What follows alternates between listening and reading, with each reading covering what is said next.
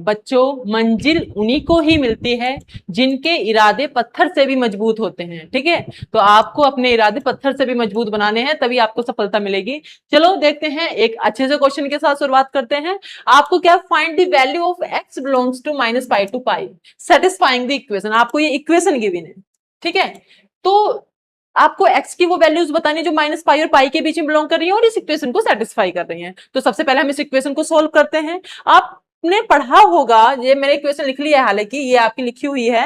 अब आपने एक एक्सपेंशन पढ़ा होगा, 1 माइनस ए की, ऐसे 1 प्लस एक्स की पावर n होता है, ये उसी से ही सारे एक्सपेंशन स्टार्ट हो जाते हैं। जैसे x प्लस ए की पावर n, माइनस रखोगे, प्लस रखोगे, एक्स या के प्लस उसकी वैल्यूज रखोगे, तो वहीं से ही आपके एक्सपेंशन है। वहां पे ये आपका एक्सपेंशन 1 माइनस ए की पावर -1 हो जाता है, इसके इक्वल हो जाता है। मतलब जो ये आप सीरीज देख रहे हैं, इसके प्लेस पे आप ये समेशन पूरी सीरीज है, किसमें कन्वर्ट होगी, 8 की power 1 minus mode of cos x की पावर -1 किसके इक्वल है बेटा, 4 की पावर 3 के इक्वल है। अब 4 की पावर 3 की वैल्यू कितनी होती है, 64 होती है। अब यहाँ पे बेस 8 है, तो हम 8 बनाने की कोशिश करेंगे, तो कितना हो गया, 64 को क्या लिख सकते हो आप, 8 का स्क्वायर। जब दोनों बेस सेम है, 8 की पावर ये है और 8 की पावर ये, तो इसका अब दोनों वैल्यू इक्वल है, तो इसका मतलब क्या है, जो पावर है वो इक्वल रही होगी। मतलब कि 1 minus mode of cos x की पावर -1 किसके इक्वल रहेगा, 2 के इक्वल रहेगा। तो आपको यहां से क्या मिल गया, जो आपने सोल्व किया, mod of cos x equal to 1/2। आप इसे सिंपल तरीके से भी सोल्व कर सकते हैं, लेकिन मुझे आदत है कि मैं ग्राफिकली बच्चों को समझाऊं। ठीक है, तो पहले मैंने कोस एक्स का ग्राफ खींचा।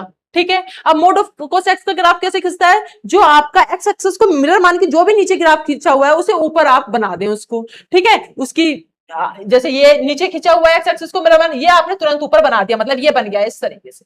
अब मोड ऑफ कोस एक्स का ग्राफ तो ग्रीन में गिवन है। अब कितना, किसके इक्वल है, 1/2 के, तो हम एक लाइन खींचते हैं बाई टू 1/2, जो मैंने खींच दी है। अब जहां जहां जिस जिस पॉइंट पे या जितने पॉइंटों पे ये लाइन कट करेगी, वो क्या होंगे, वो इस इक्वेशन के सॉल्यूशंस होंगे। ठीक है, अब क्योंकि रेंज कितनी दी है, -पाई टू पाई दी है, तो मैंने वहां पे ले लिया है कि ये यहां से और यहां तक के बीच में जहां पे भी जो रेड लाइन कट कर रही है वो सॉल्यूशंस है। कितनी जगह कट कर रही है, जहां पे रेड सर्कल्स हैं, 4 जगह कट कर रही है। मतलब इसके जो इस रेंज में सॉल्यूशंस कितने होंगे, एक्स की कितनी वैल्यूज होंगी, 4 वैल्यूज होंगी, जो इस इक्वेशन को सेटिस्फाई करेगी बेटा। अगर आप सिंपल से देखें कि कोस एक्स की वैल्यू 1/2 कब आती है, π/3 पे आती है। ठीक है, 60 पे होती है।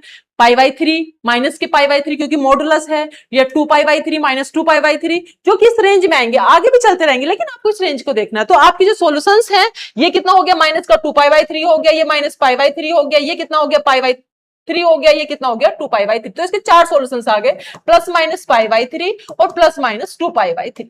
अगर ये रेंज बढ़ा देता तो हमारे सॉल्यूशंस भी और भी बढ़ जाते हैं। तो कितना अच्छा सा क्वेश्चन है। तो आप भी ग्राफिकली करने का ट्राई कीजिएगा और आगे बढ़ते रहिएगा। Thank you very much.